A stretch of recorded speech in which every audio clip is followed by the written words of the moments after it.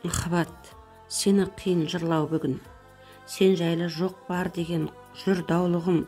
Болды екен қанша ғұмыр саған қарыз, болды екен қанша ғұмыр құрбандығың.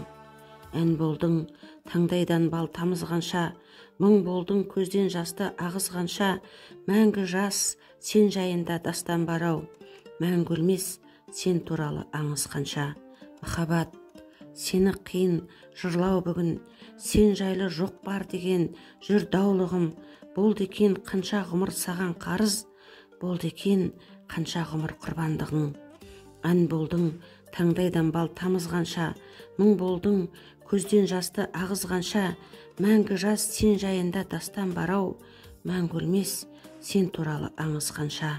Жалындап жас жүректің бар қызуы, жастықтың басталғанда бал қызығы, ертеде сұлу қызға болған ғашық, ананың әлпеш деген жалғыз ұлы.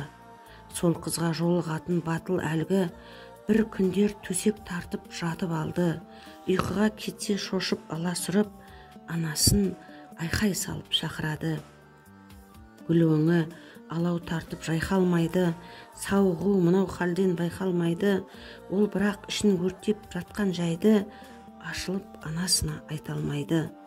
Қыз атын айтса ауыздан зар шығыпты, құс жастық аққан жасқа малшыныпты. Дертіне сағыныштың шыдай алмай, жас жігіт құр сүлдер боп таусылыпты.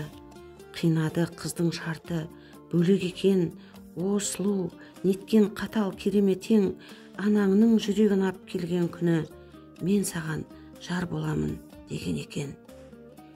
Сол қызға есі ауған жігіт мүлде, бүк түсіп жаталмады құрып күнде, ұйқыда бейқам жатқан сорлананың жүрегін жұлып алды тұрып түнде. Сүюдің сертімеді соның бәрі, ол міне қыздың шартын орындады. Сүрініп кетсе жігіт келе жатып, жүрегі түсіп кеткен қолындағы. Ананың кезі барма кекті болған, оқыста жүрек түсіп кетті қолдан.